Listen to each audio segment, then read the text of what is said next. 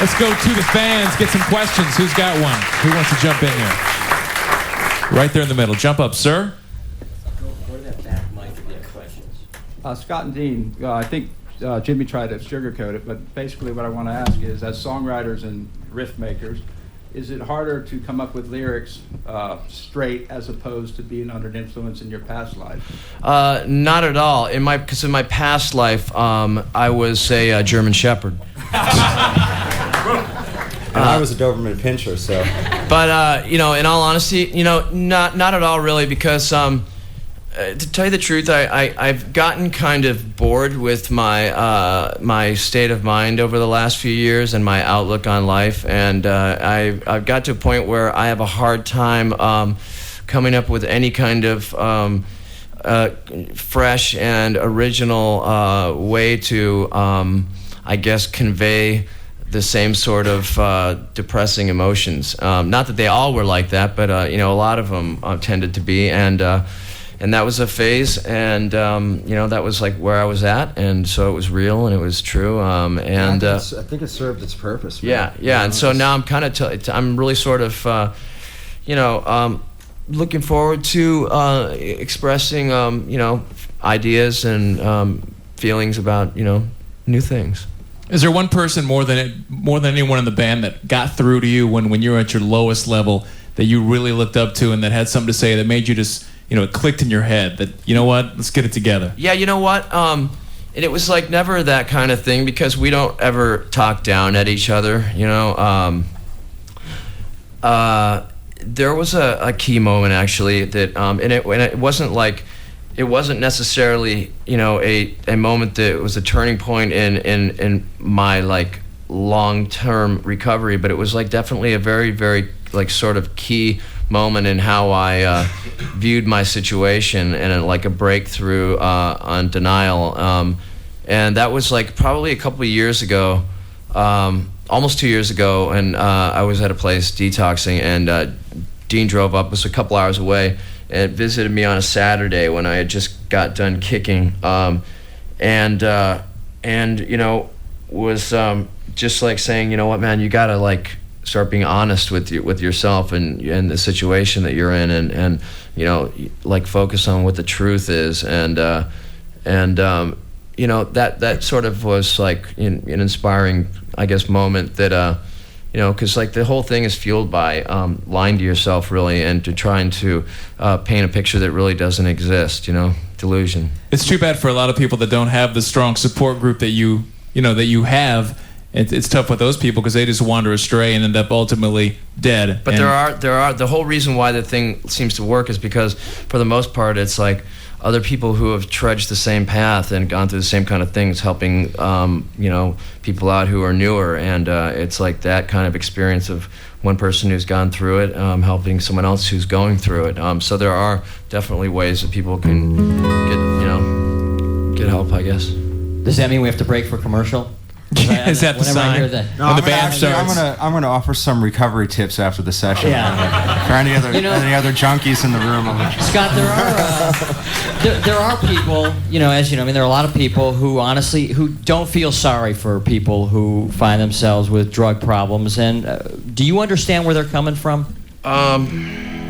Well, they obviously haven't had anyone close enough to them go through it, so they'll say, those people made the choice to take that first hit or whatever. The first one, sure, everyone does. Just like you have a choice on, whether you want to go home and kick your dog or whether you don't want to go home and kick your dog. Do you feel differently about people who, let's say, wound up where you were than maybe you did before you find yourself in that position? I don't know. I feel my heart goes out to anyone who is going through what I went through. Question from the audience? Yeah, I was just curious. When you made your solo project and then the rest of the band went off and did Talk Soup, I believe it was. Talk Soup. That's Talk a show on E. That's a show on E. Talk show, but close. How did it make you feel? Did you kind of feel like your band betrayed you, or did you just think they were just making money while... We didn't make money on that one, brother. No, you know what? That was just like that was the thing that at the time we took some time away because we weren't getting along very well, and we just like, it's like rather than just sit around and garden, like we write songs. That's what we do, And so they made some music, and I made some music, and that was pretty much it, really. Well, I just thought your album was incredible because you did a lot of the instruments all yourself. So I mean, I just thought you could sing, but now it's just. I was blown away. Oh, it just gave me the opportunity to, pat myself on the back. That's all. Well, I was just wondering if there's any chance that we could. Is there going to be any 12-bar blues songs in the tour? Or? No. Okay. Nope. You guys want to do another one? Sure, man. Scott and Dean, Stone Temple Pilots. This is a Live X, 99X. That's the only one.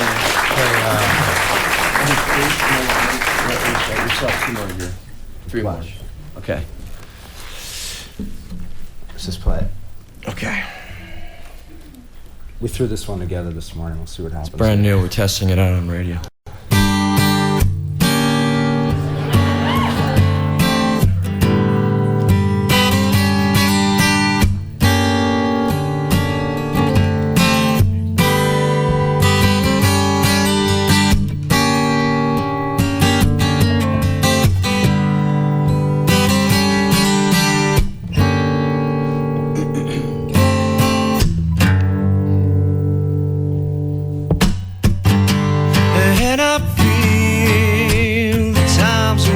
To go. So where you going to tomorrow? And I see that these are lies to come. But would you even care? And I feel it.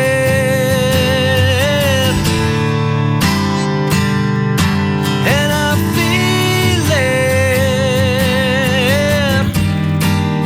So where you going to tomorrow? Where you going with a mask I found? And I feel when the dogs begin to smell her. Well, she smelled alone.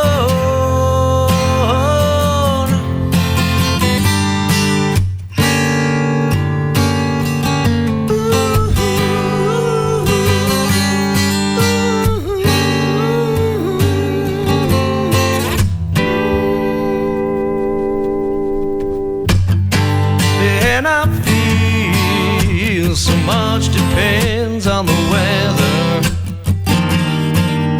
So is it raining in your bedroom? And I see that these are the eyes of disarray. Would you even care? And I feel it.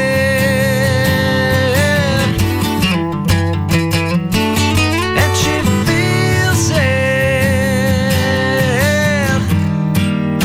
So where you going to tomorrow?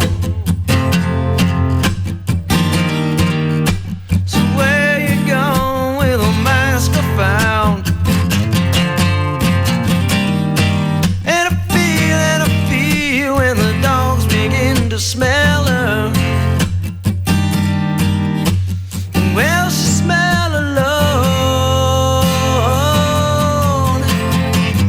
When the dogs to find her, got time to wait for tomorrow.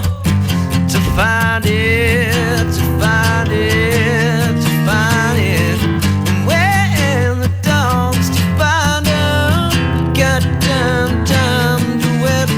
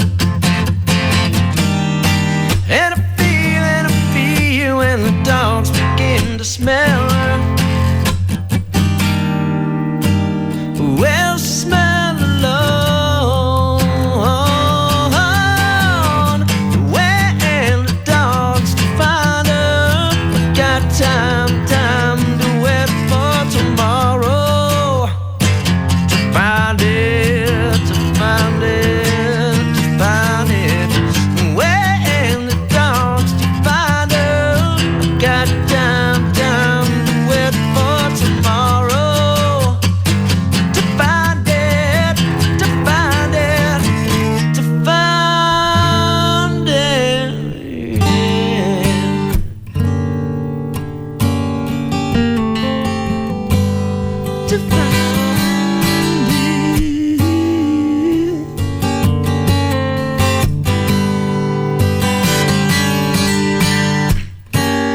To find it.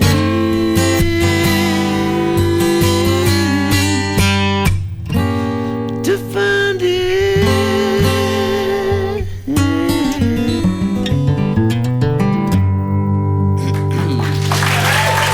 $5 on 99.